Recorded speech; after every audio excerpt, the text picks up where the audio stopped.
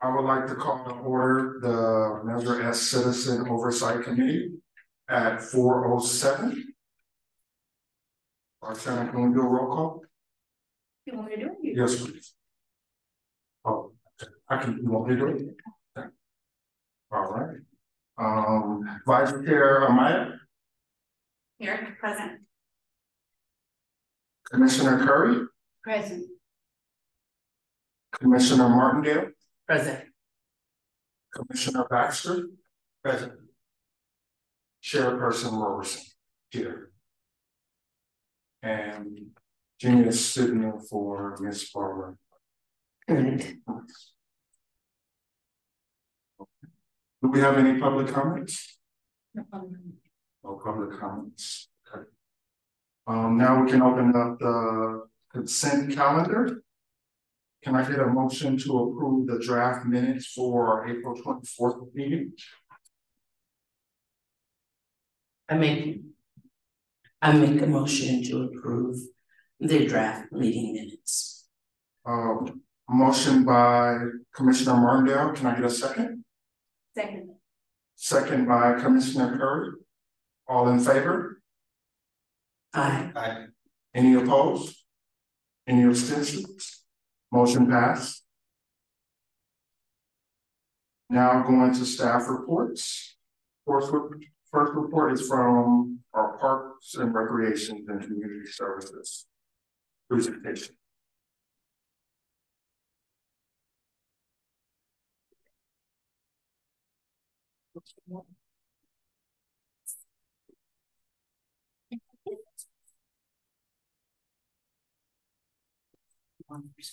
Yeah.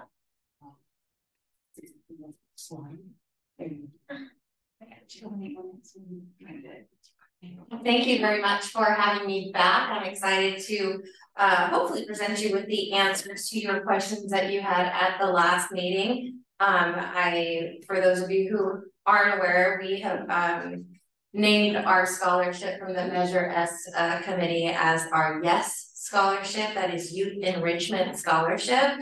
And so we are excited to continue this program as we go into this new 2-year fiscal budget. We want to start off with really what our why is, and that is to make sure that our city continues to provide support to families, not just financial support. Obviously with Parks and Rec, we do a whole lot more than financial, but Measure S and specifically this scholarship helps to make sure that we're able to provide opportunities that are educational, recreational, and then also some cultural activities that would otherwise not be possible because of fiscal situations.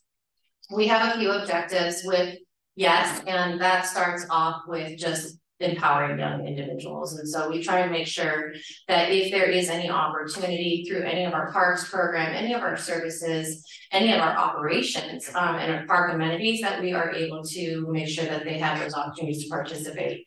The second is that we make a positive impact. And so we really focus on our programs and services to bring a positive, not just an image, but a feeling of accountability and really ownership to anything that we do at San Bernardino. We're also making sure that we're fostering community engagement. With one human becomes a village that supports that human, right? And so we try to make sure that the community understands what we're doing. The personal development and obviously the overall well-being of the youth. We're looking at beyond just physical health, we're looking at mental health and wellness as well. And then really just looking to eliminate barriers. And this has been something that has just grown huge in the last 2 years, at least since I've been here, of how many folks are in need, not just because of financial status, just because they might have not had any offerings before. And so we're really starting to break down those barriers. Last time I was here, you guys asked us to provide you with some of the data, which I didn't have all of it. So I want to make sure that you guys understand so far the Measure S scholarship, the YES scholarship, has gone to summer day camp, karate, t-ball, soccer, and basketball. You did give us a funding of $10,000. So far that's assisted 13 families with a total of 22 youth, and all of them, I was actually surprised to hear this when I came back for our registration software come from Ward 1.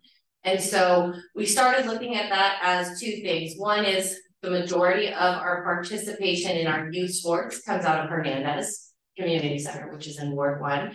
Also, our administration and registration offices are in Ward 1, and also the senior centers fall in Ward 1 as well, where some of the registrations happen there. So what that told us is we're going to be able to go out. Now we have a Yes scholarship informational packet that is in every single one of our parks and recreation booths. That includes all of our special events, even the farmers market, the packet out. So the word is getting out there. In addition, we've added some additional marketing on our social media pages, and now we're actually ready to launch a fiscal or financial aid option, not just the Yes scholarship, but other scholarships that we're going to be able to provide throughout the year on our website. So hopefully in July, we'll be able to see that landing page and be able to show the community and beyond what options we have for them. Last year, we did use $1,500 in scholarships, so that leaves us with this fiscal year at an $8,500 balance. While I would say we would love to be able to use all of it, it's really not up to us, it's up to the community and up to the individuals who need it, but we are connecting with more. We are getting asks for more, so I just want to let you know the 10,000, we have 8,500 remaining. And then I just want to talk a little bit more about what we've done when you ask how are we getting the word out there. So first and foremost, our social media marketing campaign has been completed and we continue to do it. We also do email blasts to anyone who has registered for our programs through our registration software. Like I mentioned, we have tables at our events. We've also started to distribute to San Bernardino Unified School District and county SB schools. I mentioned last time it's really difficult. They do use peach jars, so we're only allowed one type of flyer at a time. So instead what we've done is we've started to connect through Facebook pages, through groups, through parent groups and things like that and getting it out there. We are starting to be invited to more parent meetings at the schools, which has been awesome, especially in different areas. And then also creating some of those partnerships with a lot of our nonprofits. We do a lot of nonprofit sharing with our events and things like that. So it's kind of like, hey, you know, if we invite you to come out, all we need you to do is put these flyers out on your tables and those kinds of things. So that's happening. And starting a lot more collaboration with the charter schools. So Cal Charter Academy has been huge in helping us getting a lot of the word out. And then our new brochure, we're super excited. We'll actually have a quarter page ad every time for this scholarship specifically. And so as we go into our future years, you'll be able to see a lot more marketing for this specific scholarship. At this time, those are the questions you asked at the last meeting and the responses I was able to bring back to you. I'm open for questions. Thank you so much for the presentation. Any questions for Parks and Recs? Commissioner Market? Yes. Thank you, Liddy, that was beautiful. I did, as you gave us the remaining of the amount that we have, the 8,500, but I love that you said you took a look and seeing because everything is coming under one. So you said you gathered the packages and was able to spread it throughout our city, right? Yes. So what exactly does one have to do to qualify? You just have to be able to show that you have some sort of financial need. So whether that is you're on a food program or your child is enrolled in a school financial assistance, it's just one little thing that shows us that you have any type of financial need and we don't ask any further questions. Okay. It used to be a lot more intricate, like show us your tax documents and everything like that, but now we've made it as, we learned a lot actually from the Red Cross, who we were part of their Centennial program, their grant, and they provide free swim lessons to those who need it. And so we kind of took a look at like, is that one of our barriers? Is the barrier saying we need all of this paperwork? So now it's just prove to us that you have a financial need and we'll help you out with your child. Or your children, I should say, excuse me. Okay. And that's good as far as for identification. But if you can just remind me, because I was thinking we didn't go that the child had to have like a financial need. We were just saying as far as to help build the children back to participate and that these scholarship was available for the community. That's what I was believing that it was. I want to get a clarification on that. And if not, maybe that's something that, you know, how do you as commissioners, I'm asking you, how do you guys feel about that as far as the child has to prove a need instead of we just supplying activities and fund resources, because that's what our funds is for them to be able to participate in fun activities. And we don't want our other kids to be penalized for not having a financial difficulty. I would love it if we didn't have to show any proof. I think that would be great. I would be, it would not be doing my due diligence if I didn't advise that people do take advantage in the wrong way of situations like this. So having some sort of, maybe it's not a financial need, maybe it's just a written need of like, I need help. Cool, let's get you in this program. I can't afford the jerseys, or those kinds of situations can happen. One of those examples, and we can treat it case by case as well, if that's something that you all would prefer. But we had to kind of put some parameters around it because unfortunately people do take advantage in the wrong way. But you're saying you would like them to remove those barriers. Again, this was something I came into, it was adopted and I didn't know until a year after I was already here that this existed. So we're growing it administratively, but anytime we can offer any type of scholarship, need or no need proof, then I would love to do that. I was thinking, just as you're saying, maybe we can revisit it as far as, again, this is for my commissioners, as we can brainstorm or think about it, and I have to make a decision right now. But to look at maybe, I know, some commitment things or something that the family is going to do in order to create a sustainable win-win situation for the city and for the family, for the youth. We can see what that looks like as far as their participation or the family's participation. We can look at some of those type of activities that they have to participate in order to receive. I would, again, caution. I will tell you a story and maybe that can make you think differently. Youth sports, we use parent volunteers. We have a very hard time collecting parent volunteers and signing up parent volunteers. The reason being is they don't pass the background check. And so when we are asking parents to volunteer, we need to, or take part in another, so it might be a different type of volunteer activity. I would love to hear the commission's input on what type of activities you would feel would be appropriate, so that I can gather that data and see where it might fit. I do feel a lot of the time when we are assisting somebody, a family specifically with multiple children, the mom or the caregiver is really interested in making sure that the child just has a safe place to go so they can go to work. Right, and one of those examples was the summer camp that we allowed, I believe it was like 10 or 12 kids to come to the summers to be, because otherwise they would just be left in a home with no activity and no socialization and anything to do. So each of the criteria kind of is different of how these scholarship monies have been used, but in that case, they didn't have parents. So I would have a hard time asking for the parent or the caregiver to come back and do something. So I would love your input on that and how we can, because I agree, the more that we can create the village vibe, right? The more that the village gives back to the community, and it's a lovely cycle that we can go into. But I would ask that you consider case by case consideration. So Lydia, is it possible if you could share the criteria with us of what the parent or caregiver fills out for the YES scholarship, so we can look at it as a commission? I think, I agree with Commissioner Martindale when looking at it from a deficit model, right?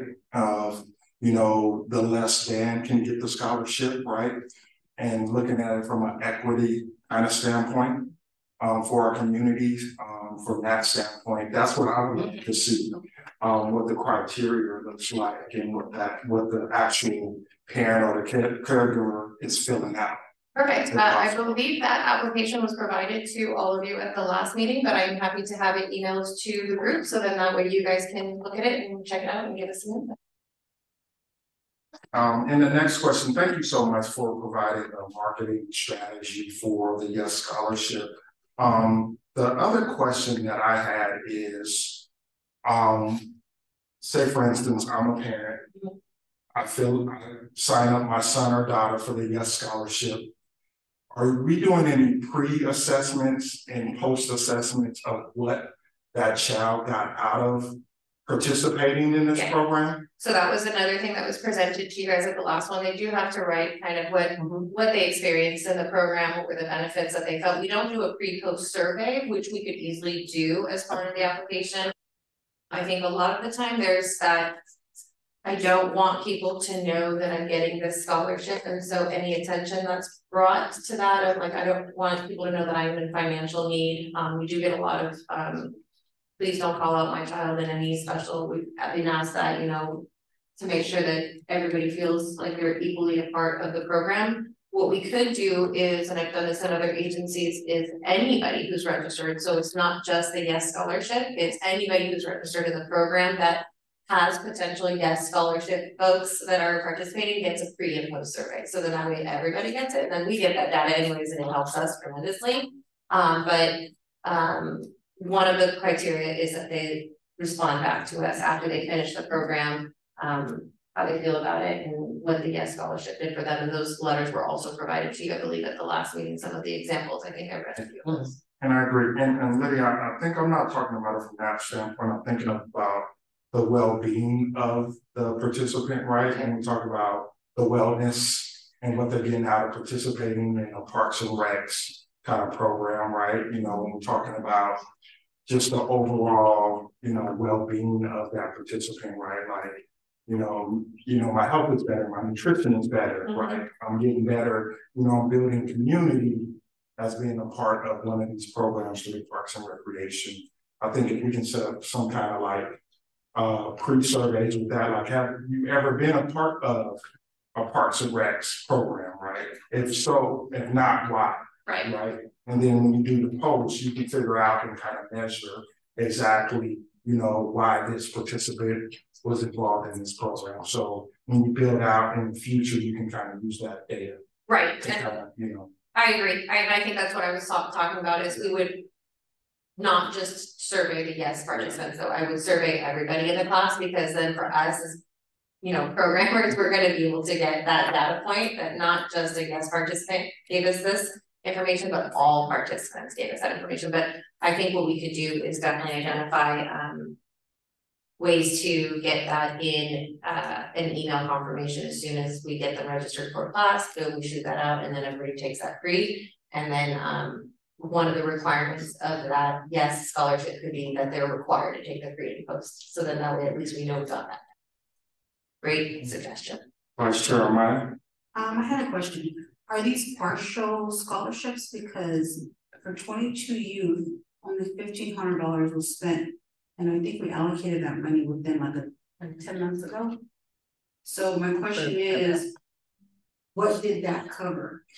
Yeah, so each child that is registered gets $100, and they can use it for any participant in any activity. So some of them have only used 45, some of them have only used 25, some of them have used the whole 100. So in a sense, we continue to give them a balance so that way they can register for any of our programs that they want to. So for instance, the summer day camp for one child for the whole summer, what does that cost? Maybe $45.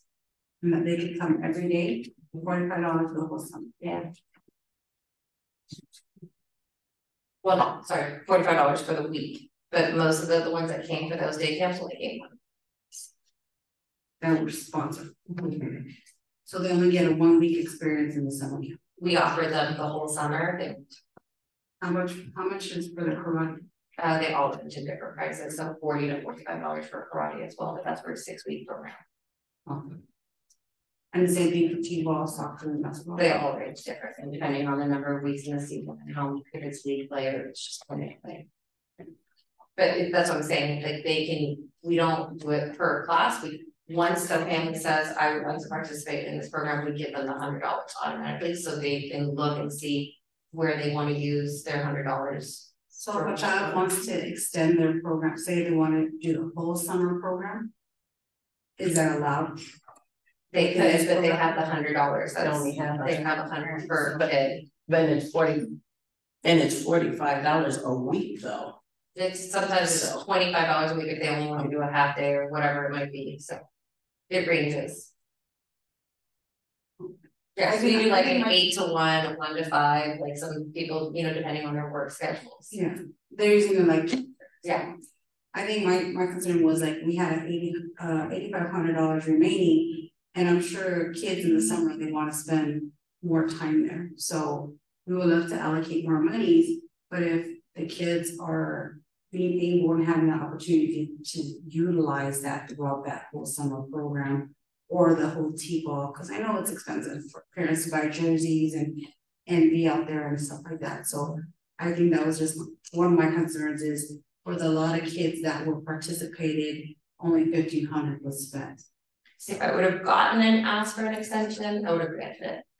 So that's another thing that we can do in the post survey, I think, is add are you interested in extending the scholarship? And then we can look at those, but I have not had any requests. And I can actually look to see how many of the actual full $100 have been spent, but I don't think there's that many. A lot of them have been a one and done kind of thing. Okay, thank you.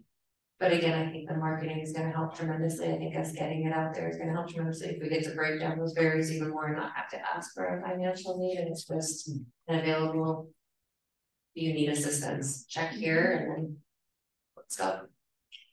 Yeah, one last question, Lydia. I think, and thank you for sharing that the 22 youth of these families were all in the resident of Ward 1. As you did further research, is that because of the facilities? I know you talked about the Hernandez and things like that. Yeah. So how, from that perspective, if we know because of the facilities in Ward 1, that's the most participation. So what would your strategy be so it could be spread out through all the different wards? So, Yeah. you know, we can get participation in all the different wards. Well, that's a really good question, and I'm gonna answer it very honestly, and Azam can back me up, our CIP list of getting our buildings rehabilitated and renovated is extensive.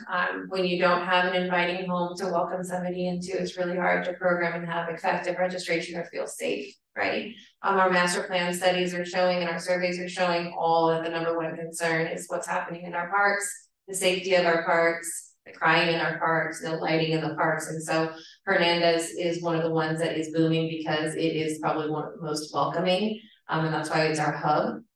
We do have Nicholson coming on as a brand new park and a brand new community center in 2025. So as the different wards each get an updated park and building and amenities, we'll start to see the registration of programs grow, but right now the majority of our programs are really in Hernandez, and Norton is another really big hub, and then Delman is just starting to grow right now in Ward 6. And so we have to look at the centers that we have, how we can program them, and then as the new centers come on, making sure that we're able to program them effectively and be able to offer these scholarships.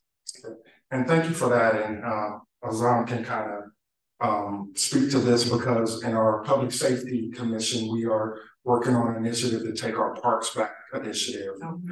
So that's what we're working on now because in that commission, we think our parks are very, very vital. So I know we're working on that level when you talk about lighting, security, the unhoused right now that we cannot do anything according to the federal law that just came down. So we are definitely on that commission, we're definitely working on that initiative. So we're definitely, I know we talked about inviting you to that commission to kind of talk and kind of help us push that initiative along in that public safety commission. So thank you for that, and definitely we look forward to working with you in the future. Absolutely, and I do want to, make sure I give my team a big kudos. They have been really working hard. Our motto is every ward will rec, and so we're really looking at every field has an opportunity. Every gym has an opportunity, and so we're really looking at how can we start program in every ward possible. And so I do feel like you'll start seeing a lot of our athletic movement definitely will be growing in this next year. And then we just were approved for the CAP scholarship, which is the after school program. And so we are automatically gonna have a wonderful feeder program through the CAP program to be able to come into our centers. They might not look beautiful, but they will be a home for the CAPS programs that are gonna be happening throughout the city. Commissioner Morgan? Yes, that's what I was just gonna ask, so that's perfect.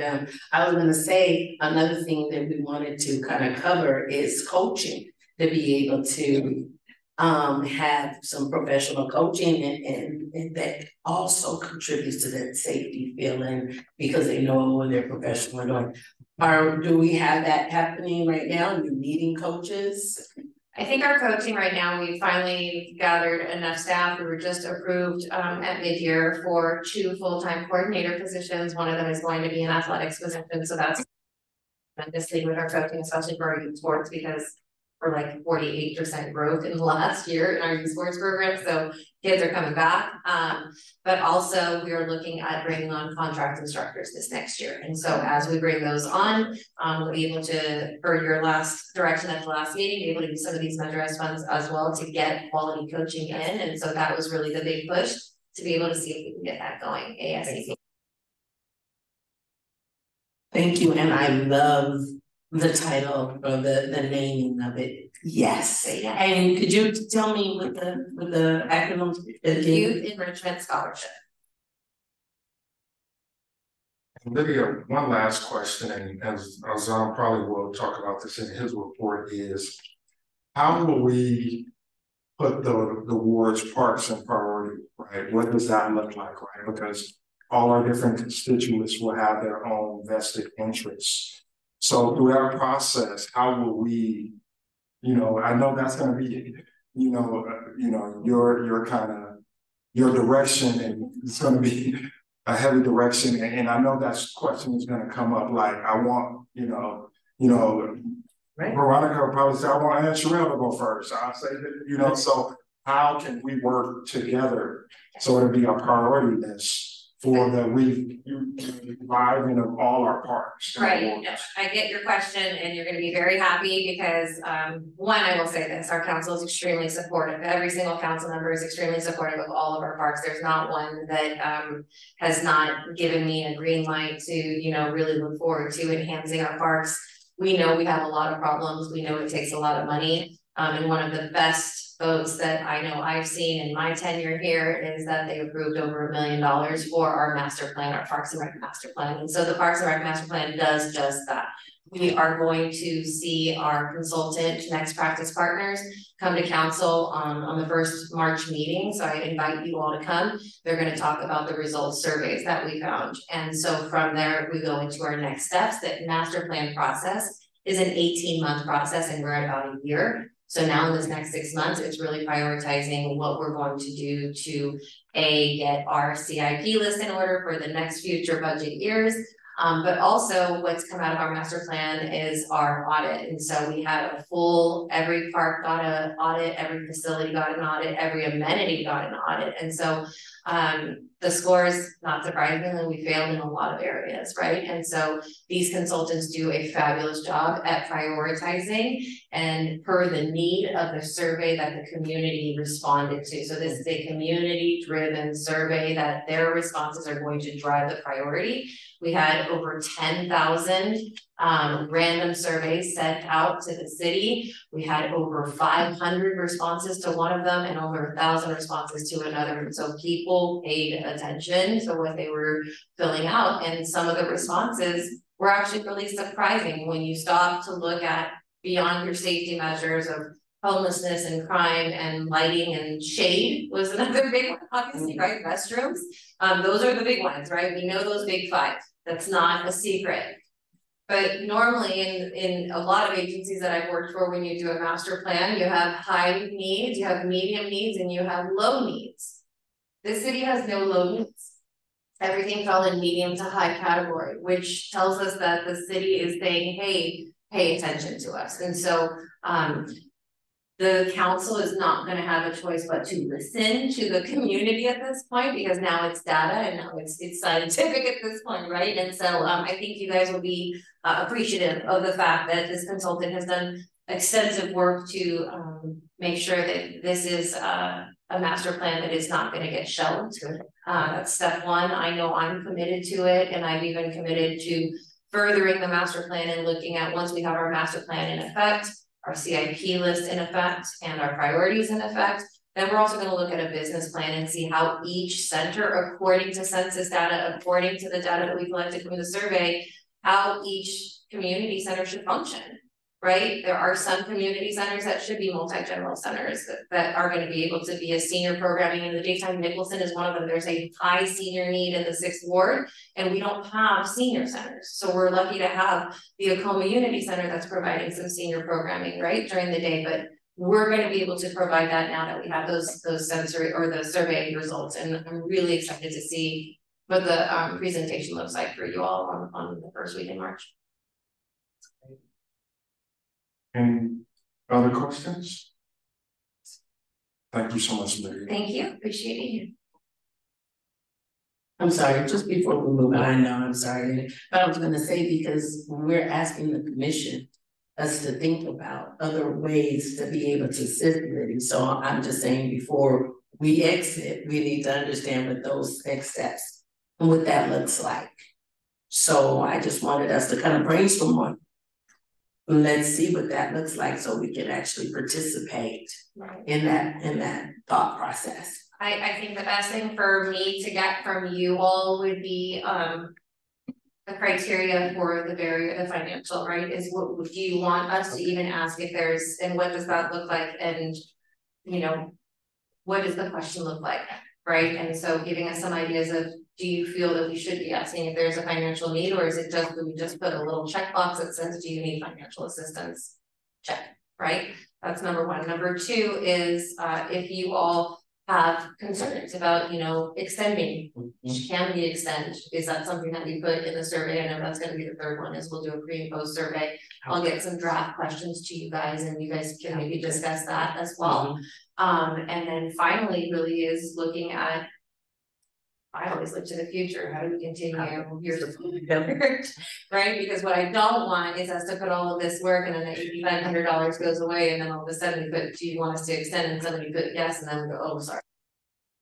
Yeah. Right. And so as our community centers come on board, I do feel like the yes scholarship needs to be not taboo. It should be communicated in a positive light of, yes, we got you. We want to say yes, yes, you can, right? And so anything that you guys can do to help us do that, that's fabulous. I think real quick, an example would be a sliding scale, not so much per se like, do you have a need? Maybe the Parks and Rec can have a sliding scale where they fill out their information, and it's based on that, the criteria. So give me maybe I'm not grasping what your sliding scale, because then I'm asking a lot more questions to get a sliding scale answer. So like a set financial rate for an average family of 3. You know, if it didn't meet the criteria to fund the program itself, then the Parks and Recs are gonna, okay, we can fund this much. I'm just thinking. So you're saying not giving $100 to each one, giving it per program? Well, we're talking about inclusion, right? Earlier, we're talking about let's make it inclusive of everybody, to all families. So I was saying, if you develop a sliding scale and the Parks and Recs determines, okay, they're on the lower spectrum because they might get, you know, county assistance per, this other company does not. But that's what I'm saying is, in order to create the sliding scale, then I have to find out that you're getting county assistance. Yeah. So then in fact, asking to what we're doing now is asking for proof. Because if you show us any proof, it's $100 automatically. Then the inclusion part of it is you do whatever you want. Anything that is in our brochure is up to you. And realistically, I need to be very realistic. Our programs are 5 or nothing for the majority of our programs. The ones that are sports with jerseys and things like that, those go up to $25 to $40. But the majority of our programs, if you do 20 programs for $100. You know, so I do like it, but that's where I think of like, I don't want to push somebody away because I asked you for information. We did, like I said, learn that from the Red Cross when we said, okay, we need proof, and then the Red Cross was like, no, just have them check a box. And next, no further questions, but that's one group of swim lessons, so. I think what we'll do is with the pre and post survey, we'll be able to start gathering data of what the after effects were of participating, and then testimonials, and then those types of things. We market those types of things and people see it as a scholarship versus a handout. Right. And I think a scholarship has and that's what we called it, the guest scholarship, it's something to be proud of. It's not something that is needed to hide, or, you know. That makes sense. Yeah. I have one last question, sorry, Lydia. And I think about, you know, and I think when Commissioner Martindale was the chair, I asked about this, and maybe you can bring this information back. I want to see how much it costs to start the summer lunch program again for the wards. I don't know if it's going on now, but I remember when I was a kid, in the summer lunch program in our parks was very important and vital for our community. Because sometimes parents were at home, were at work, and that, you know, chocolate milk and that side lunch went a long way. So I would love that. So maybe that's something we can definitely advocate for. If you can share with us how much a summer lunch program would look like in each of our wards. I know it might be expensive, but I definitely would love to see what that looks like. Wow. Great answer for that. It's not expensive at all. It's actually free.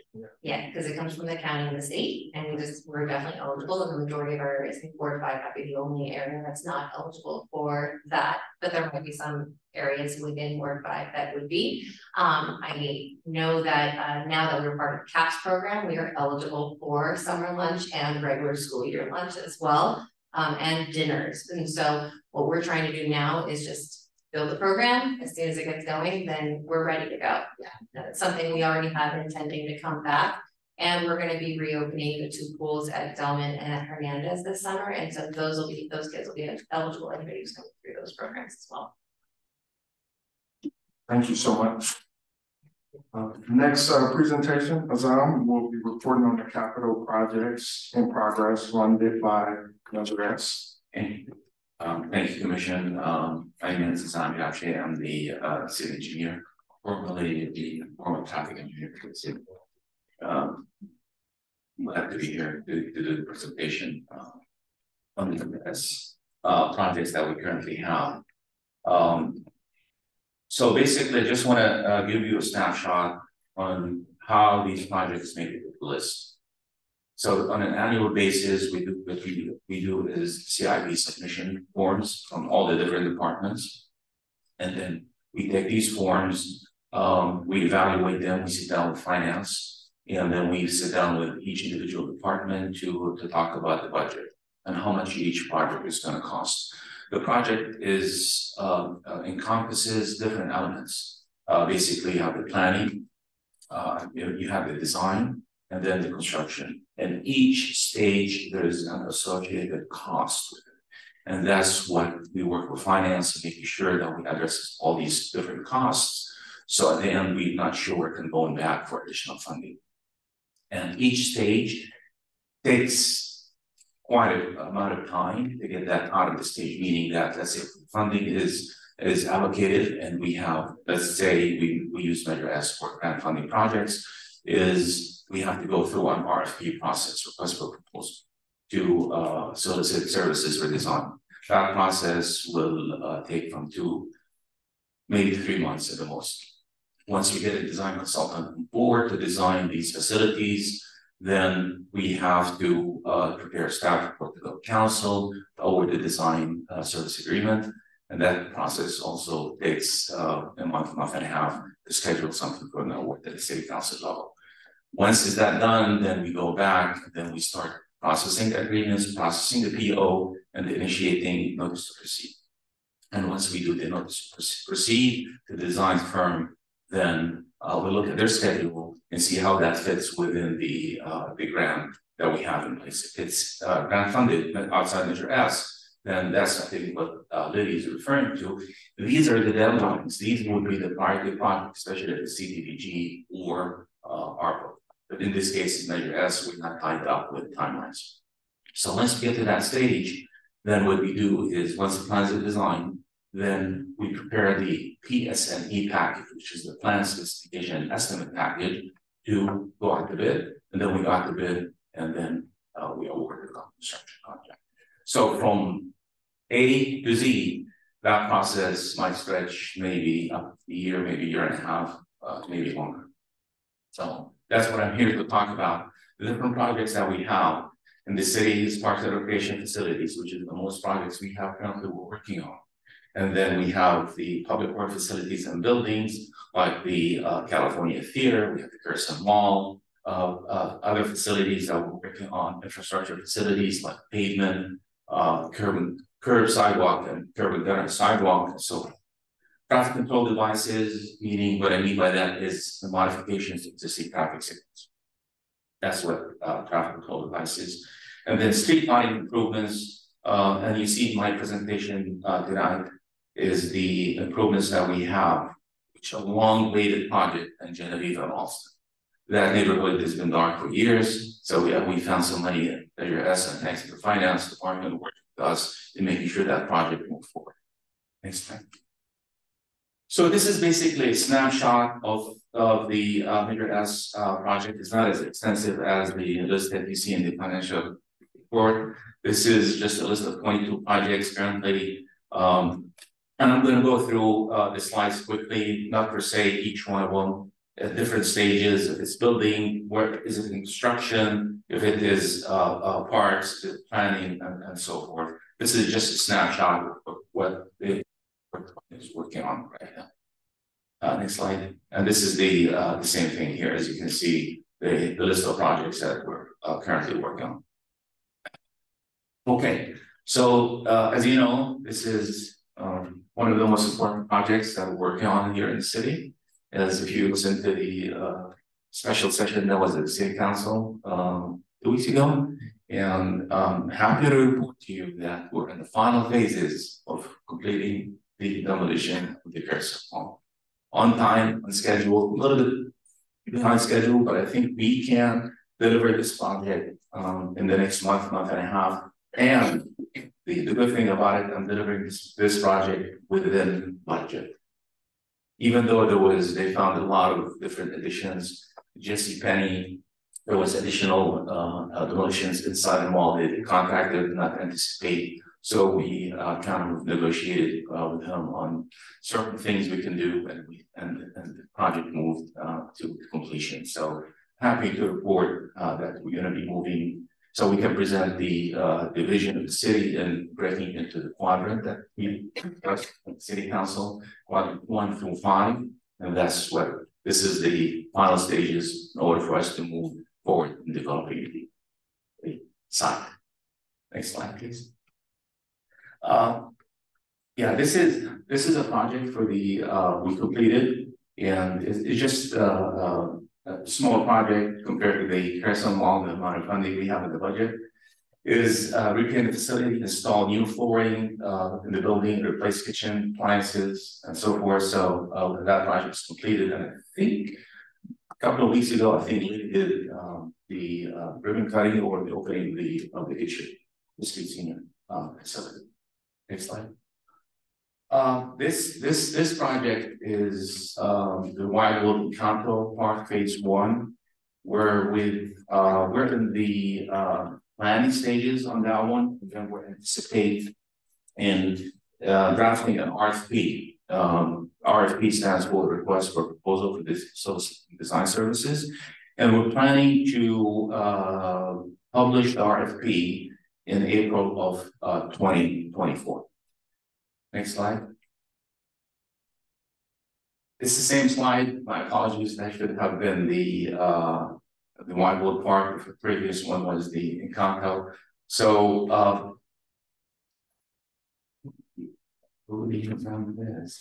so basically, what this is it's a fencing we're planning to do around the community center, Hernandez Community Center. So we're going to do a formal bidding process in this location. It's just installation of fencing.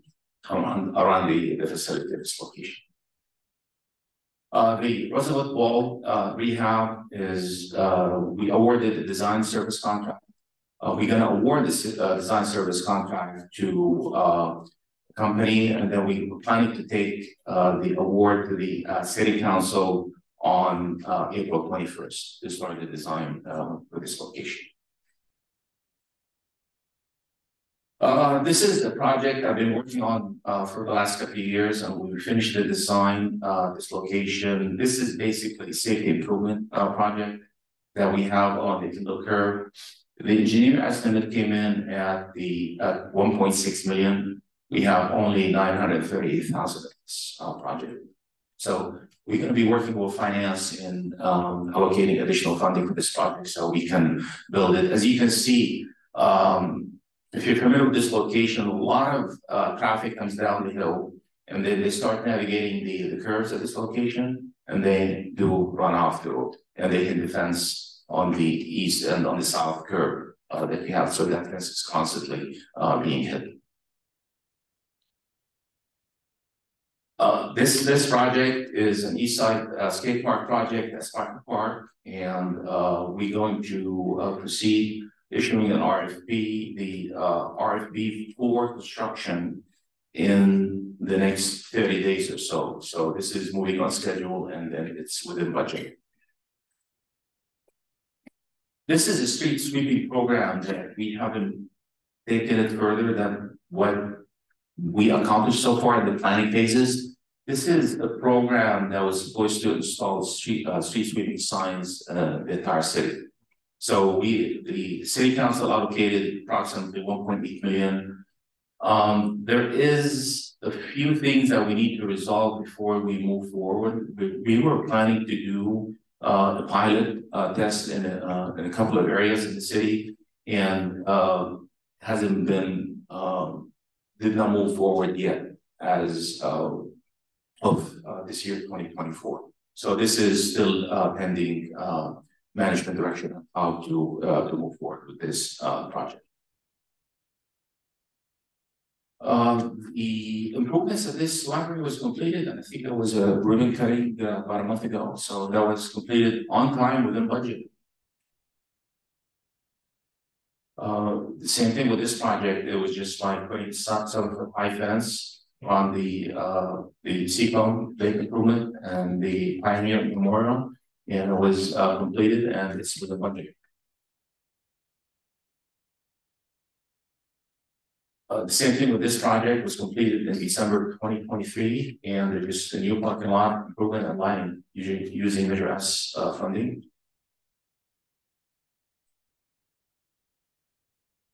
This one actually is we're ready to go to issue an RFP for this one, which is request for bids. We don't have to do design because it's just regular paving of the parking lot. On the west end, we paved the parking lot on the east end recently, next couple of years. But parking lot on the east end, the pavement is, I'm not sure if you're familiar with this location, but the pavement is in really bad shape.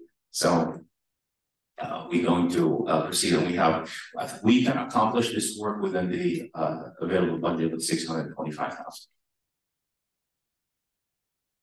This project was completed back in June of 2023, and you can see all the locations that we have completed. Budget was $9 million. We completed the project with $9 million allocated for the project. 21 Streets, my favorite project of all. Good thing is, we have a budget of 8.3 million, and let's hope when we open bids tomorrow at 3 p.m. the bids will be within the budget that we have. So, and this is the previous what I mentioned to you, the Genevieve certifying for this. We diligently with finance and allocating money because this neighborhood basically been dark for years, and we proceeded with design. And then we have a contractor on board. Just it's taking a little bit of time to get off the ground, because one of the issues we're having on all construction projects not only in Southern California, but throughout the nation, is material. The poles that needs to be ordered usually takes from 4 to 6 months material supply. And the delivery of these poles is actually scheduled in June of 2024. So we're gonna start construction next month. We're gonna start installing the conduits. As you visualize this area, we're gonna be putting a conduit under each sidewalk or parkway of this project because we're abandoning the existing conduits so we can tighten the new circuits. So that's why, again, things takes longer because material is an issue for every public work projects that we have in the city. But I'm glad this is going to light up, and hopefully we can do ribbon cutting and make sure that everybody's happy when we turn the lights on. The same thing, this is the location of Ralston. If you're familiar with this location, this is south of 40th, west of Waterman. Again, this neighborhood has been dark for years. So both projects going at the same time. It's the same contractor, so he can work in both areas, both at the same time. And that concludes my presentation. I'm open for any questions you might have. Thank you so much, Ozan, for that. I do have one question. So Ozan, when you go through the RFP process, as you know, so I know the projects take like close to maybe 4 to 5 years, right? Sometimes, yeah. Yes. Are you building in contingency? Because we know, like you said, we're in California, construction costs, material costs is going up every year. So are you building in percentages on, just in case, on the contingency for the project, overall budgets? Do you do that when you plan that out? Initially, we don't do that. What we do is we come up with a budget based on experience we have with other projects. That's number one. But there was a recommendation early on when we were meeting with different staff that we should start that process in the initial step when we start developing RFPs. But each project is unique because otherwise you have to have each individual task outlined on what your intentions are to do. Like you put sidewalk, curb and gutter. You know, it's a tedious task to do that before you issue the RFP. So what we do is basically based on experience, based on discussion with staff, then we come up with that budget. The only time we include contingencies is when we go to construction, okay?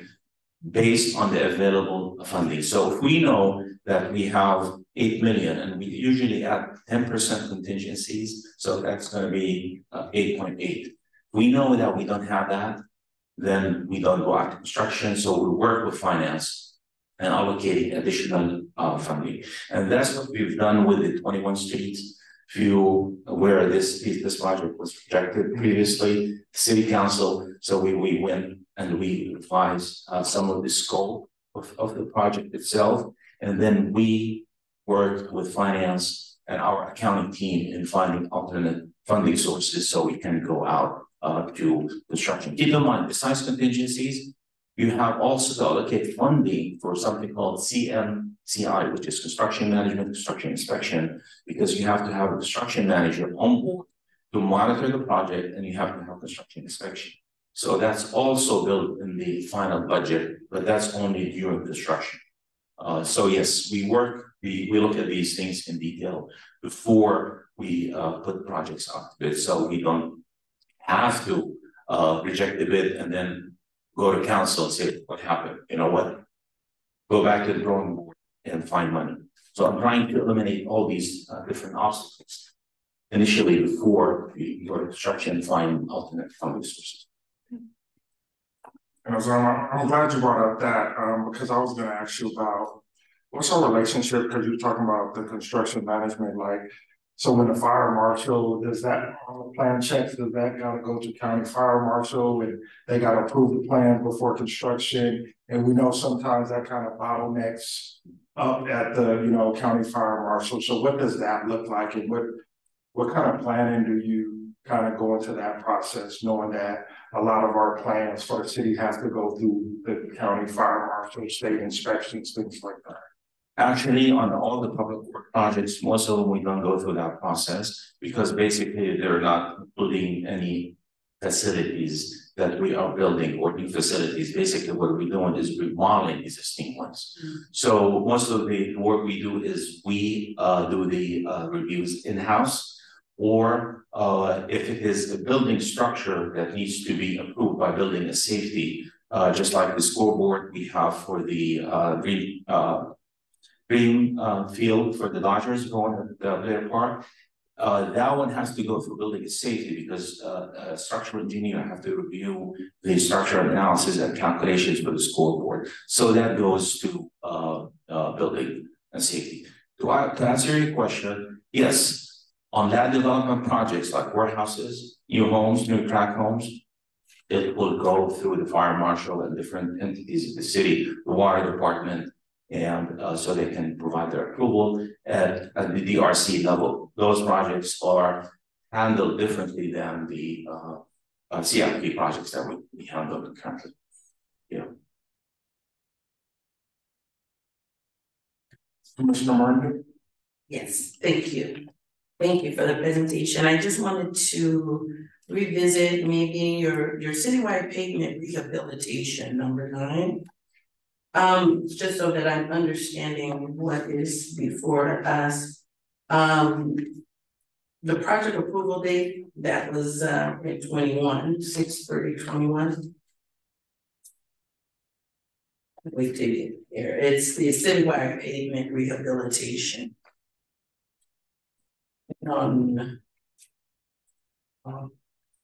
Okay. So the project approval date, 6/30/21, that's the way that council approved it. So at the end, this project completed, is that what it's stating, that these were already done? Yes. Yeah. So this one actually was completed in June 2023. It was initiated, the approval date of the project was 21. And that goes back to my earlier comment, basically, projects sometimes take long because you have to take into account staffing that we have. Public Works, as you know, we have the presentation we did the City Council on the June 26, 2023 council special meeting was in this room. We have 144 projects. So we're trying to move projects forward, complete projects, and I think we managed since June of 2023 to either close projects, which is the way we close projects, we issue a certificate called notice of completion. So and then there's certain projects we're sitting on the shelf that we're not moving, so we move them towards other programs that we have, and we're down to probably approximately 85 to 90 projects from the 144 projects that was presented. So yes, projects takes a long time, and again, I'm sorry. Yeah. I'm sorry, you said it was 144 at the beginning and now it's what? we're close to 85, 90 projects now. Okay. And we're preparing to do a CIP presentation, the City Council, to give them a heads up where we are on the CIP progress that we have accomplished. Just being a commissioner of the 6th Ward, we were really happy, at least the residents, that State University was finally opened out. Yeah. That's your category, right? That's my project. As far as the project. Yes, and so as far as residents, we wanted to know what constitutes as a ribbon cutting, because that was on the books for a long time. Yeah, that's, I'm not sure what happened with that one, why it was open without ribbon cutting. Yeah. Yeah, I'm not too sure about that, in order for me to respond. Yes, can you please? Yes, I would like that, because I know our residents would certainly like to, because that was something that our residents have been looking forward to for many years. Sure. So it means a lot to us. Sure. In the 6th Ward. Yeah. So if you can convey our excitement. Okay. Sure, and we're not done. I'm not done with that project yet, because what I'm doing is there's two components to the project. We're going to be doing landscape, the median. The median now is dirt, right? Mhm. Okay, so there is a 108-inch water line underneath the street. And in order for us to install landscaping, we have to go through a rigorous approval process from an agency called Department of Water Resources of Sacramento. That 108-inch line feeds the entire side of California. So the leftover funds that we have from the construction, because initially the way it was designed for a hardscape. So that hardscape, meaning that concrete blocks is just cement. So we removed it, and then we're going to proceed into what we call phase 2. So we're going to release the contractor from the work that he has completed at this location, and then issue an RFP process for the plans currently designed to do landscape along the stretch from Hanford all the way to Baseline. So we're not done yet. So hopefully when we get to that stage, then we can do the ribbon cutting for both the street and the landscape on it. Okay, Because well, you know what, I've been here for years, so. Yeah. So when you're saying there's 2 processes, you know, maybe we can design, because I've been here long enough to know that we need to also celebrate in those processes as well. So I would like to Sure. propose Okay. if we would have a celebration celebration on the first phase. That. And then have a celebration on the second phase. Great. Yes, that's right, celebration of accomplishment. Yes, That's definitely would like to definitely see that, so. That is good, and if I understood correctly too, on your circuit lighting, Yes. did I understand that you're gonna design an upgrade or a new lighting?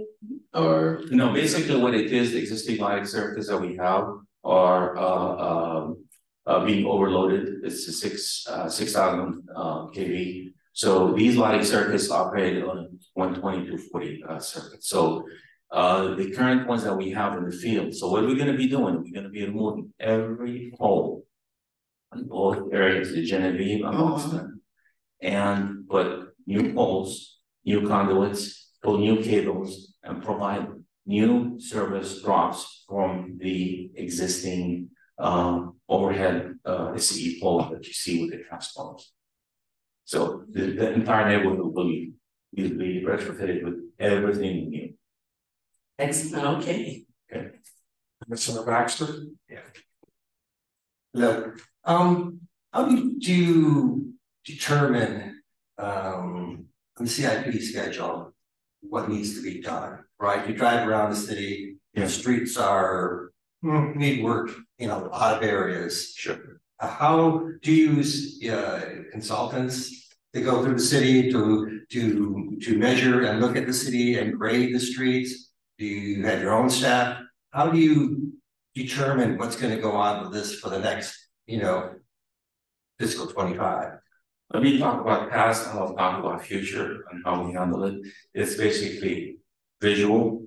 Basically, we conducted pavement analysis of some of the prone locations in the city that has distress in the pavement. Talk about alligator cracking, about failed pavement, sidewalks, and so forth. So they'll basically it's visual, and then all the reports that we utilized in making sure that we addresses these locations. That's number one. Number two, we have a system called CRM, where you put your request in, and then people complain about different locations in the city as far as pavement, sidewalks, ramps, lighting, and so forth. So we'll take those into consideration, we add them to the list, and then we'll develop that list, and then from that list, we'll add them to the UCIP project, which is currently, we have the UCIP for next year, 24-25, encompasses 35 pavement locations. So that was done in the past. How we handle it in the future is, actually I have it on Planet Bid, which is a website that we post bids for. It's something, an RFP for pavement management plan. In order to address what you just indicated, that's the future, is once we develop the pavement management plan, we're gonna hire a company that is going to analyze every street in the city based on the distress that is in the pavement and develop a list on priority which street should be handled. So the RFP is due in the next couple of weeks. We open the RFP and then we award a contract to that company to do the analysis. That's the future, just like the master communicate, the parks master plan. It's exactly the same thing, but it's applicable to the pavement. You said you posted that at Planet Biz? Yes. Okay, and so, my understanding that Public Works uses two different bid processes. Sometimes things go on Planet Bids and sometimes you have your own bid process that doesn't go on Planet Bids. We used to do that, we no longer do that.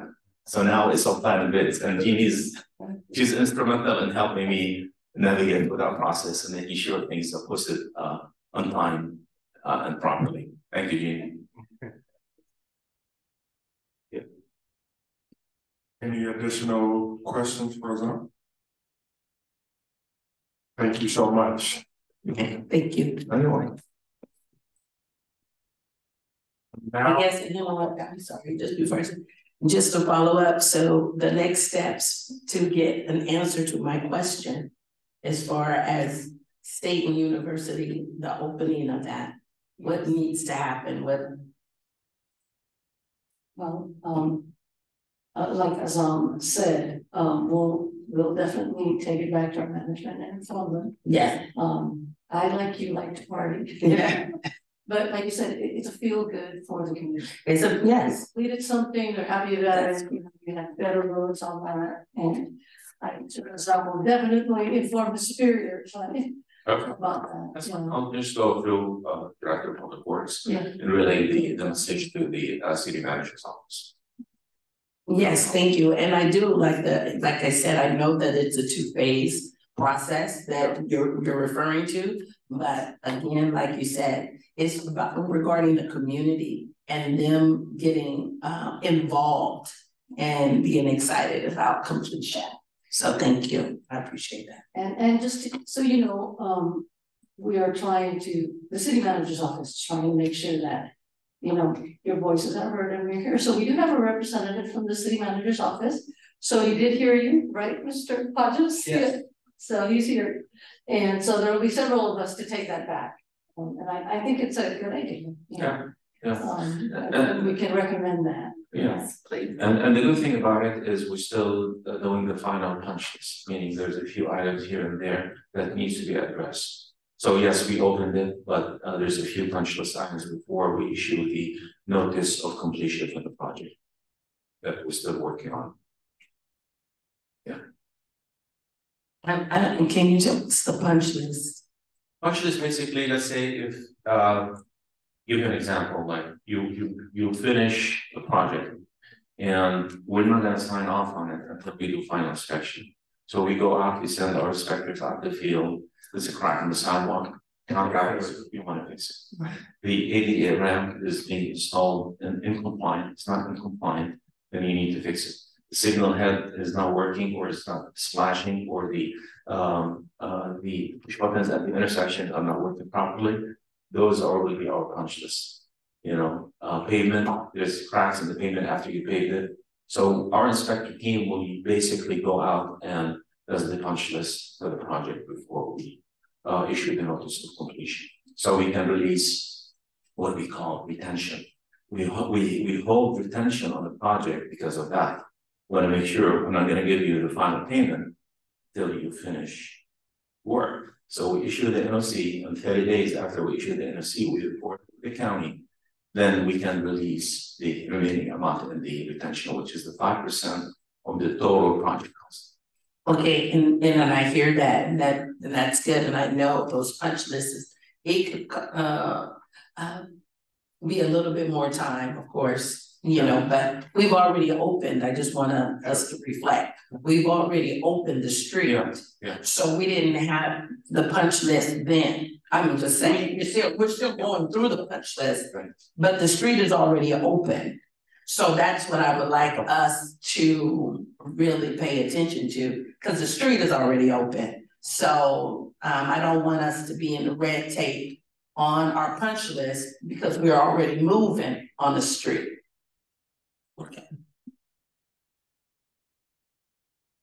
Any other additional questions for Azam? Thank you so much, Azam, for your report. Next report, we have the report on the Measure S revenue and expenditure report by Jenny. I'm sorry, good evening, Chair, Vice Chair, Commissioners, I can direct you to this big, huge sheet. What we were trying to do, was give you a one-page snapshot, and I know it's a lot of information. That's why I'm asking Azam to stay in case you have any questions on any of the projects. He gave you an overview. But what we wanted to provide you was a revenue and expense statement of Measure I since its inception.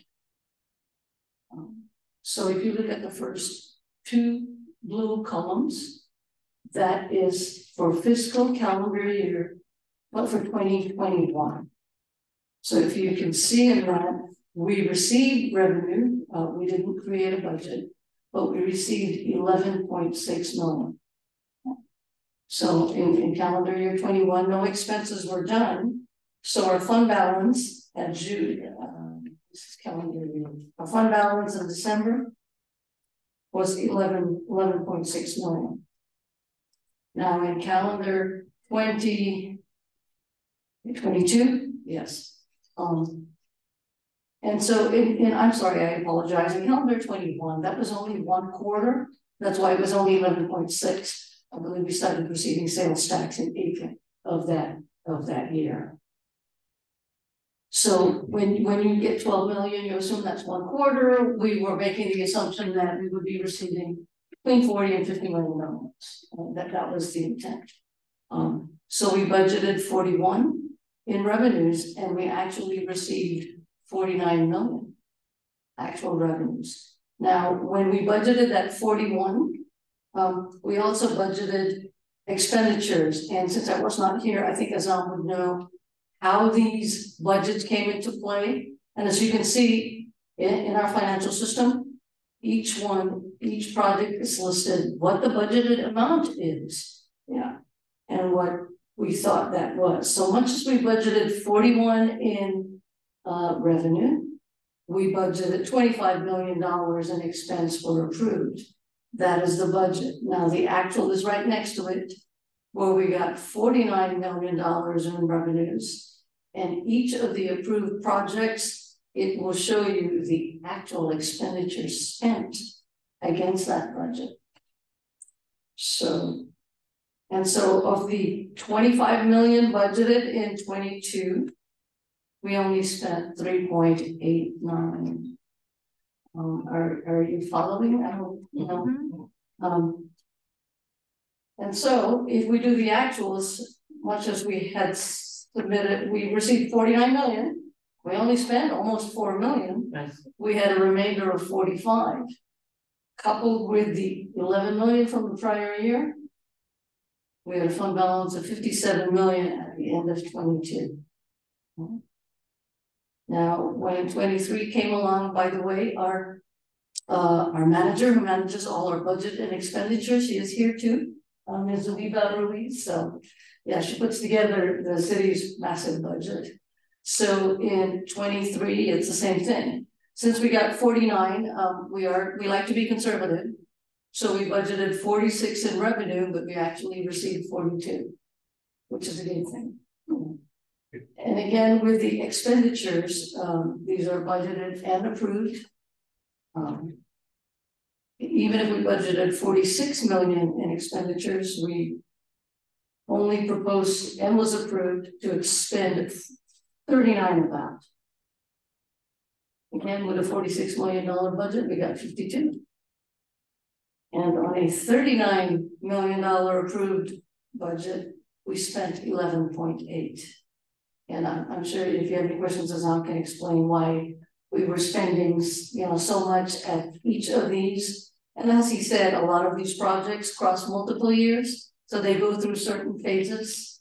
What they start initially before they can go out to design and eventual construction and completion. So then if we receive the actual 52 million, only spent 11.8.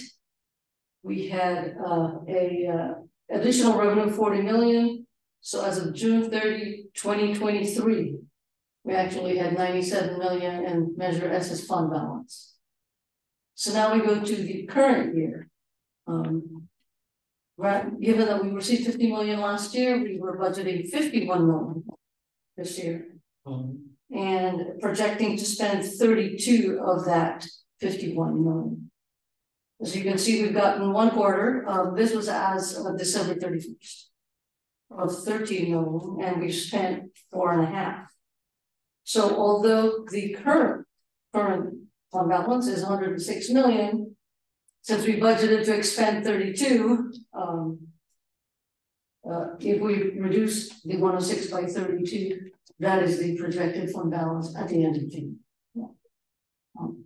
We didn't know what the commission wanted to see, if you wanted detail, or if you wanted us to roll up these projects, but since it was our first time, you know, in the interest of transparency, we wanted you to see all the projects that are approved, what was spent. And if you notice a project like like he mentioned the what's that project? The Carousel Mall demolition. It is fourth from the bottom. We had improved project of 8 million. Yeah, he spent 3.6. So what the budget division did, they carried over the balance. So if you look at 24, he now has only 4.6 million of that 8 million in budget because he already spent some of it. And of that 4.6, Public Works has already spent almost 3.8. Like he said, they're nearing completion of this, and so they don't have much to spend. And I know we were talking to Diddy and discussing what you would like to see, and given that you know the budget, if there are things that you would like to request, the budget manager Barbara will be, we will take into consideration, propose it to city council, and they can approve those. But this was going to give you an idea of how much money is currently in the shares. So 100 million today, with the expected projection of spending about 30 million between now and June. Yeah. Commissioner Baxter. So, other departments. I'm sorry? Other departments, we do have other departments. So, did they have any measurements funding budgeted? This to me appears to be all Public Works. And this is all of that is budgeted. This is all that was approved and budgeted. So, like you and I were discussing earlier, sir, everything that gets approved has to be what was written in the resolution at the time Measure S was formed. So the next report that I will show, the next report, if the chairman let me go ahead into it, if you looked at resolution 2020-249, I believe it's the second page, number 4. It lists what it can be spent on. So public safety, cleaner and safer neighborhoods, retaining and attracting businesses, street, park, library, and youth. And we are doing the street park, we're doing youth and senior, cleaner and safer neighborhoods. That would also still be Public Works. And I will have to defer to Zubiba because I wasn't here in relation to public safety and retaining and attracting new businesses. Have we looked into that? As we develop the current year's budget, definitely we do reach out to other departments to see if there is things that qualify under the Measure S. Well, this is very important too. I'm glad that you again went over the budget, because as Liddy was saying, we still have so many things that need to be corrected in our parks, right? But with funding that we have, all these things can be rectified.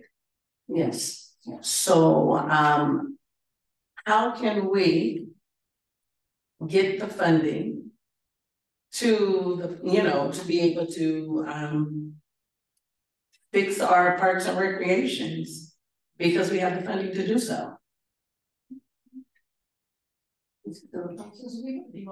Yes, I apologize,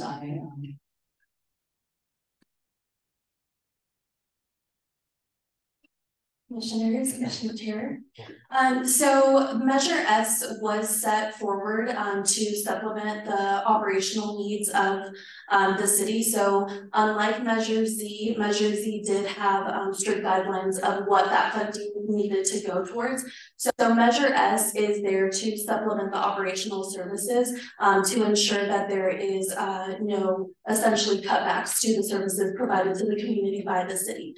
So as we take a look at the total operational budget, we have to consider the operational needs that we have. And so Measure S is there to provide funding for the specific programs that are set forth by our mayor and city council, as well as the existing current service levels. So as we see available funding, those balances are brought forward to the consideration of the mayor and city council to be able to allocate and appropriate the funding that is available in the fund balance.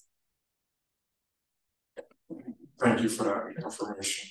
Go ahead. so I was just gonna say, so if it is the commission's desire that we increase the parks budget or parks funding, if you let us know, Zuriga and I can write that down and we will, provide that recommendation as we prepare the budgets for next week, about budgets. Yeah, I'm definitely, I mean, of course, I wanna talk to our commission, I mean, we have to approve that together, but along with any increase, I want us to get an understanding of Parks and Rec on what it looks like. When we do give that funding, what we want the outcome of the parks to look like, our lights to be, you know, we're talking about exactly what the survey that Lydia and the Parks and Recreation has put forth that the community is saying. She says there's no load because now it's all like Mayday, Mayday. So this funding, that's what we would like. The community wants this funding to rectify that. So I would like us to, with the commission, you know, let's look at what that Mayday, Mayday is and allow us of that measure as funding, because that's what the tax is for, to rectify it. So how can we do those steps? I'm sorry, Commissioner, what I can do is touch back with Lady to find out when they're going to get that survey completed or compiled.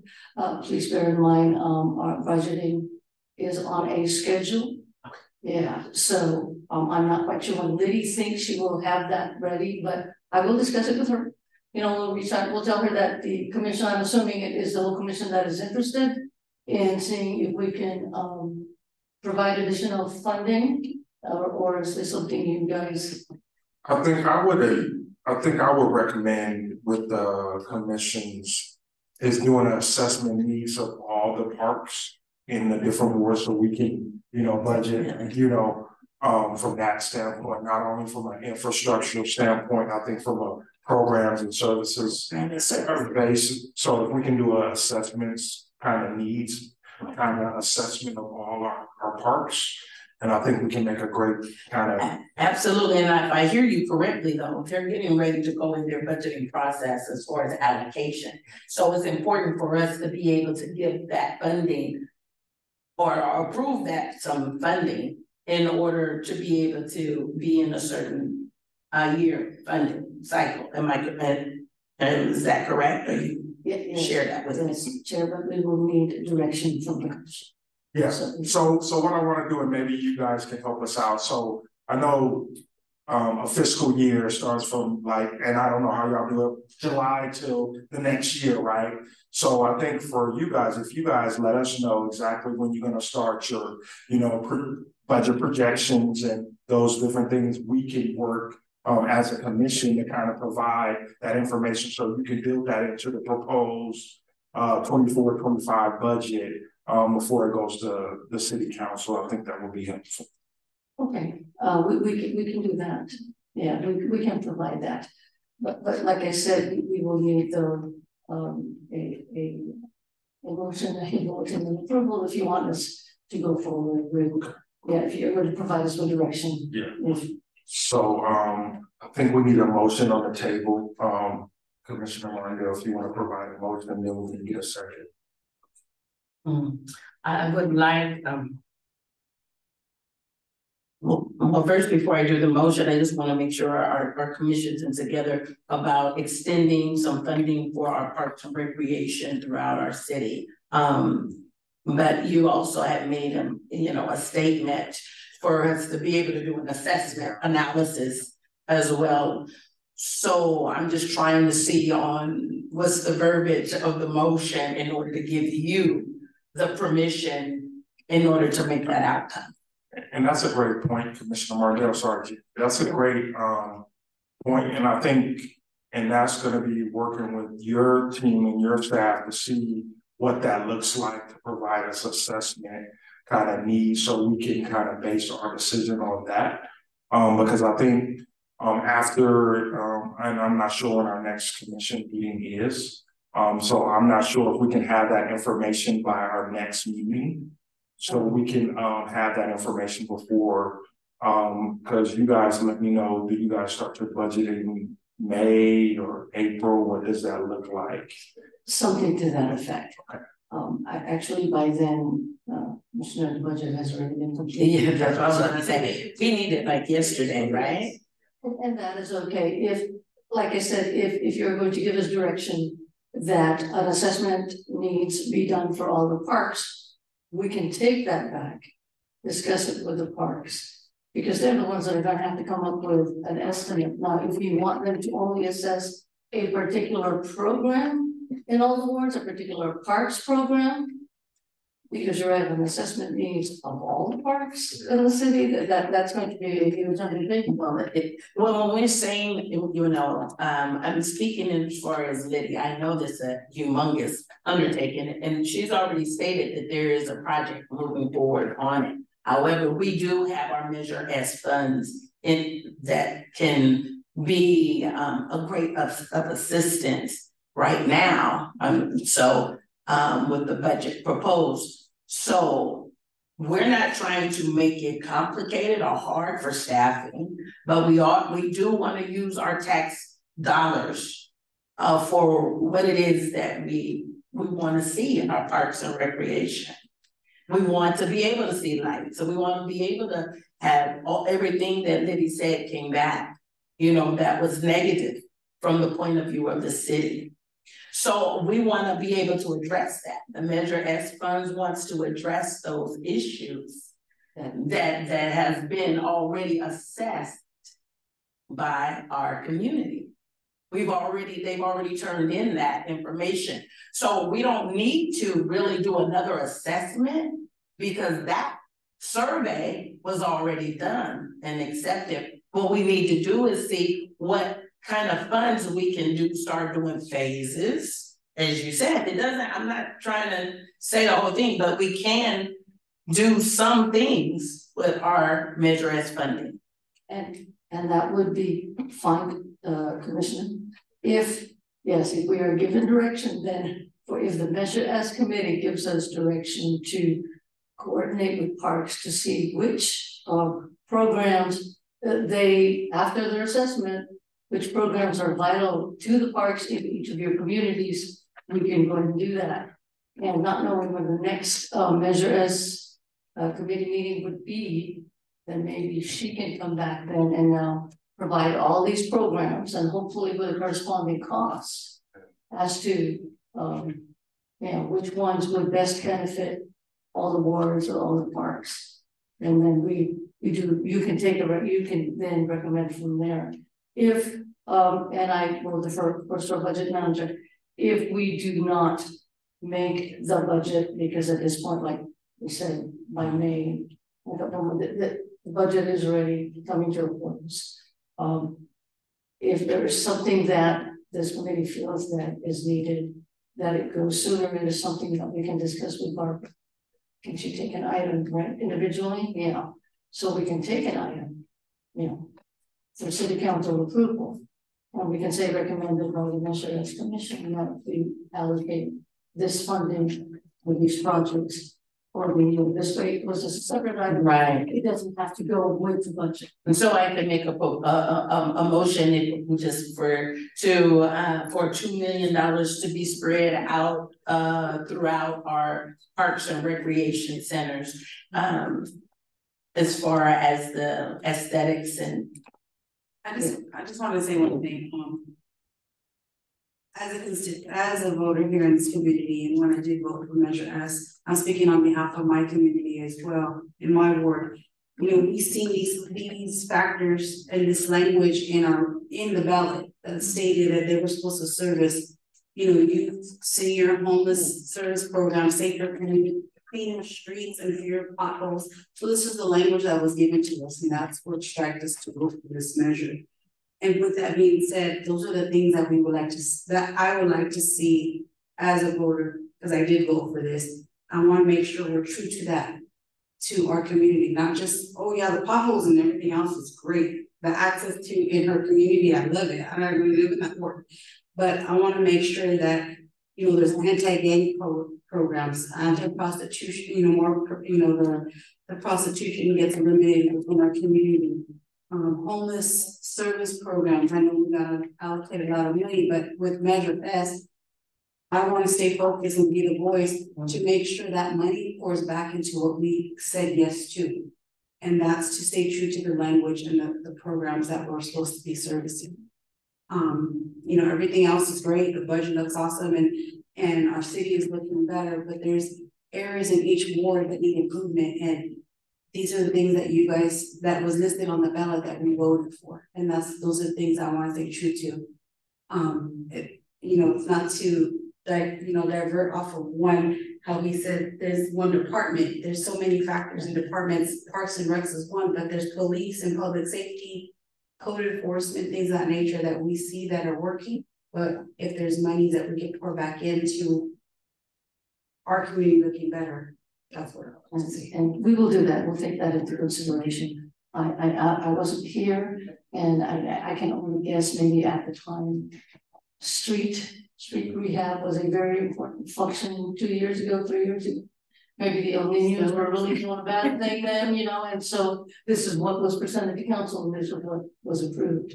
But like you said, we will go back, we will re-review, and when we develop the budget, definitely we come with, as I stated, you know, all those listed in number 4 of the resolution, and not just streets, parks, because that is the bulk of the projects.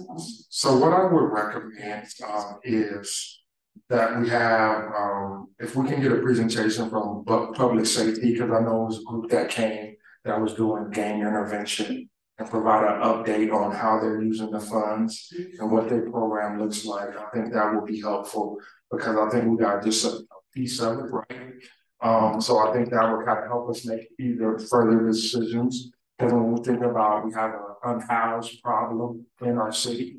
What are we doing as a city if we have this Measure S funds for the encampments around our city?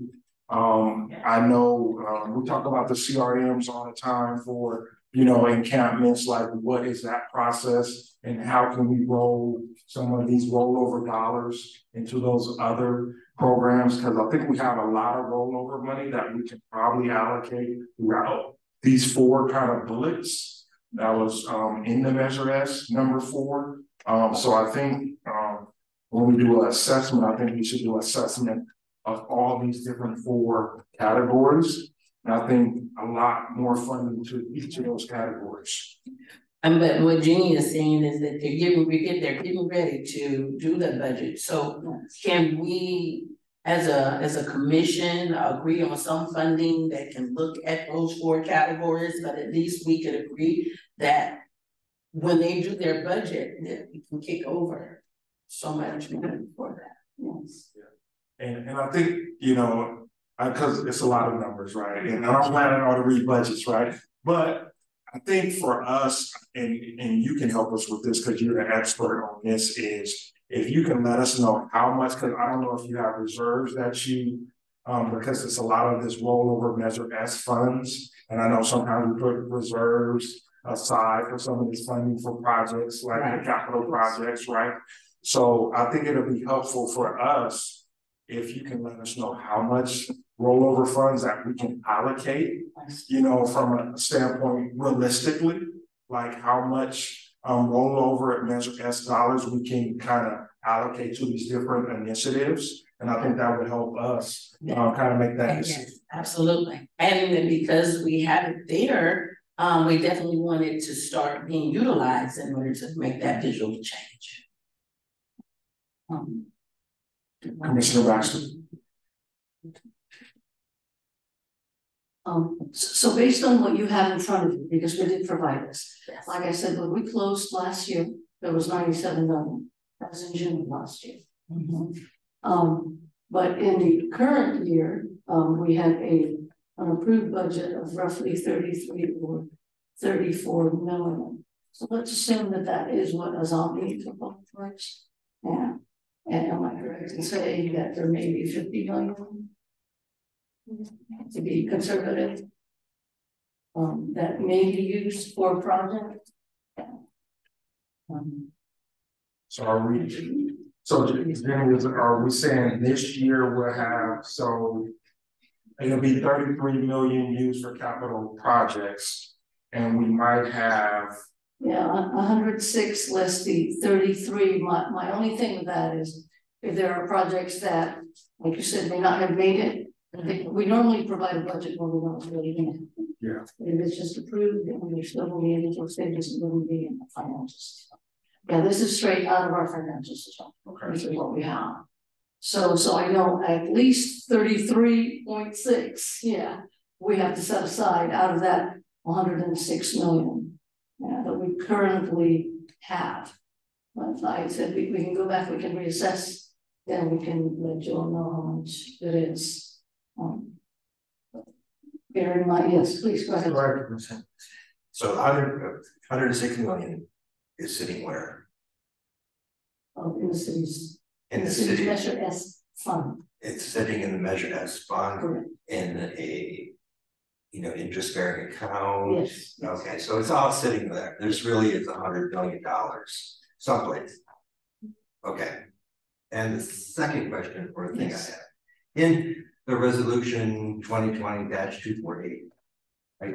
Yes. And it says, as part of the city's annual, the committee will review the city manager's proposed Measure S spending plan and verify the proposed expenditure in accordance with. That's before the budget gets approved. So we be part of the budget process this year Yes. and be able to see what's going on. Yeah, so as part of the budget process, it is the commission's suggestions that are brought forward as part of the budget process. So specifically, any suggestions or recommendations made today, we would take that forward with our budget process. So because we are in the midst of the budget process, there are already determinations being made, but any recommendations being brought forward will be presented as part of the proposed budget for the mayor and city council's to be set forth for the mayor and city council for consideration. Now, I've been here, but just second meeting. I don't know what happened previously. The budget that we see will be more than just CIP projects. Will it be all the departments and any allocated Measure S funds that they're assigned?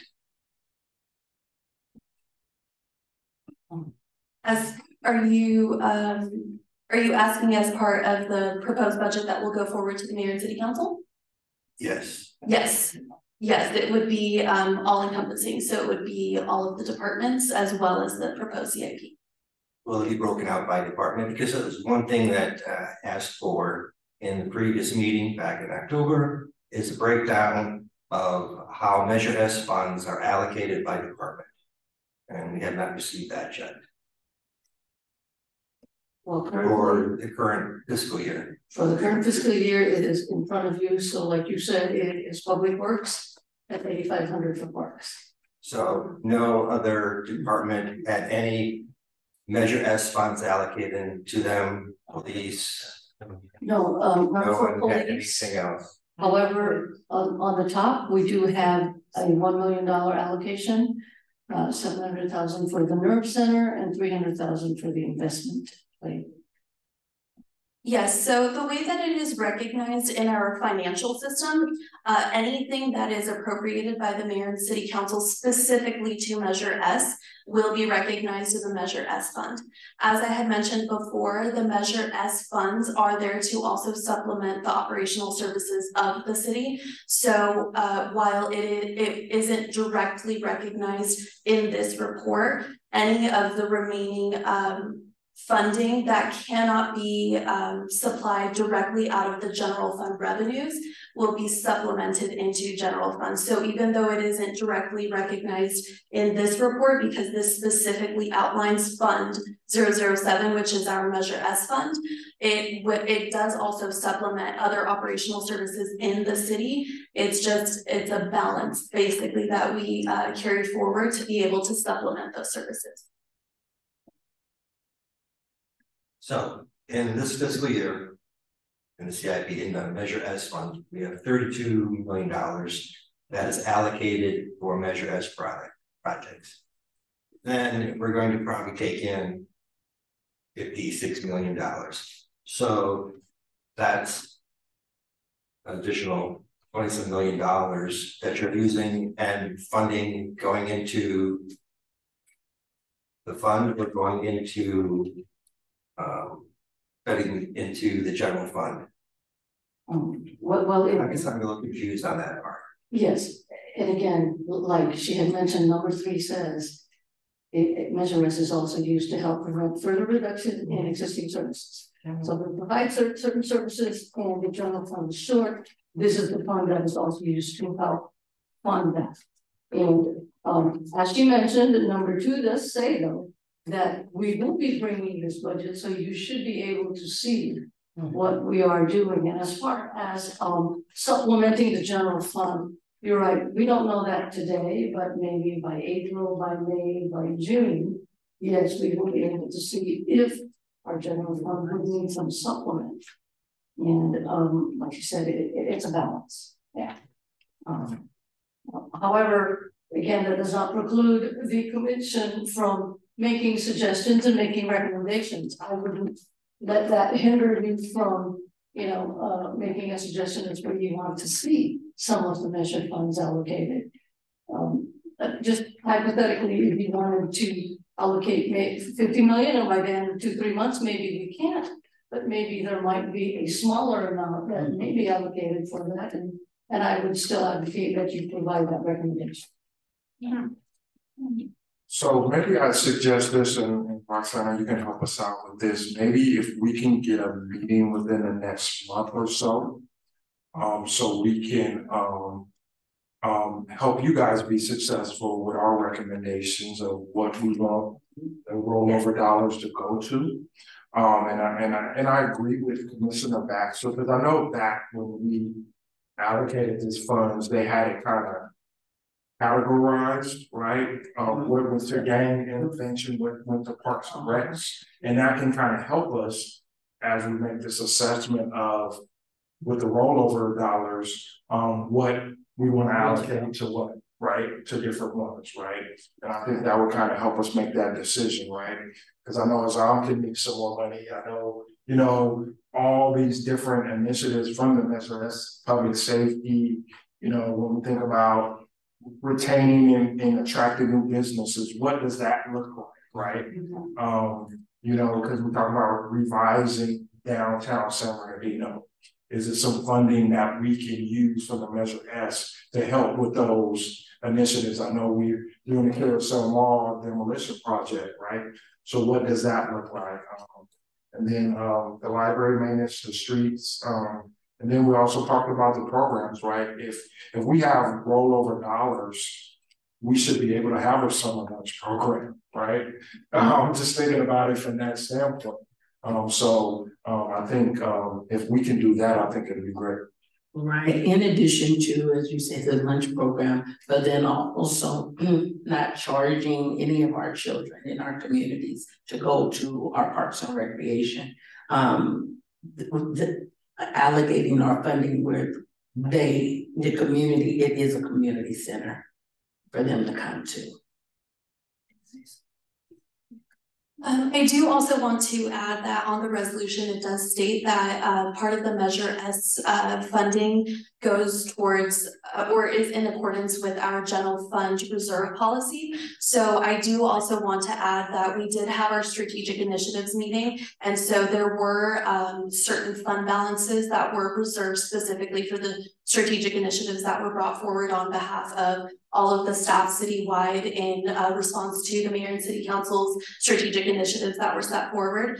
So with that, we will also provide a thorough update when we do the biennial budget, because several of the funding that will be seen from Measure S is there to allow for those programs that were set forward through the strategic initiatives.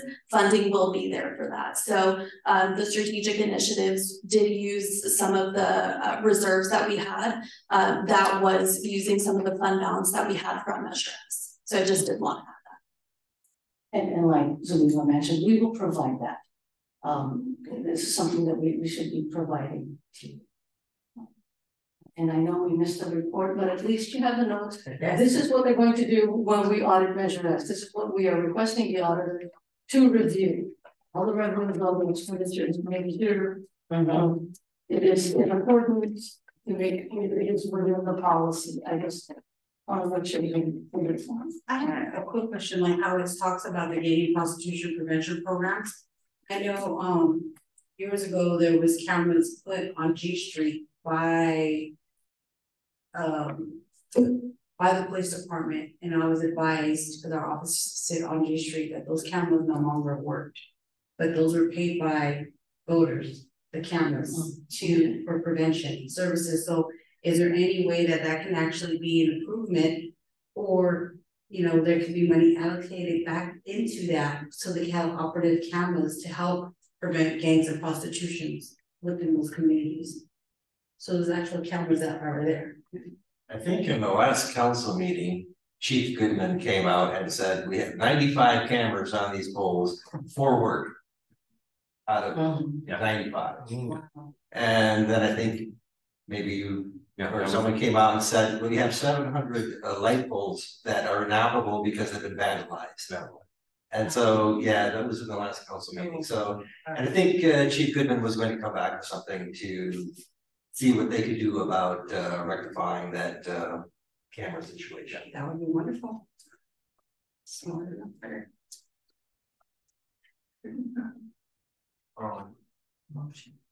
So I would like to make a motion for our next meeting that our constituents and our staff members here at the city provide us further information on areas that we can look at from a categorical perspective of where we can allot the rollover funds to provide additional funding from the Measure S funds. Second. I second that motion. All in favor? Aye. Any opposed? Any abstentions? Motion passed.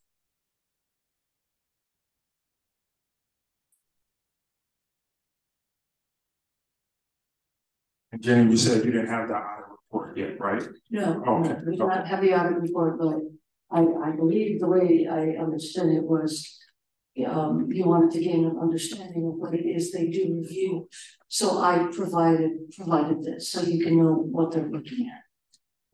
So as auditors, if those that have been, they'll take a sample, they'll look at it, maybe record it correctly. Is it in the right fund? Should it have been Measure S? Does it qualify under what we say it is? Yes. Like you said, it is all, the comment was made that they're all capital projects. Are they really all capital projects? We hope so. I'm just teasing us. Yes, they make sure there is no maintenance, there is no repair, because that was not what the measure was approved for, and that's what they check. And yes, they're currently still reviewing and auditing, and we're hoping to get this completed soon. Thank you so much, Jane. Before I adjourn, definitely in the spirit of our past year, I want to share a quote, especially because it's Black History Month. The time is always right to do what is right. By Dr. Martin Luther King, and then that's what we're doing here on the commission, because the time is always right to do what's right. Okay, so I adjourn this meeting at 5:57. Thank you all. Thank you. Beautiful quote. It's always right. Time is always right. To do what's right.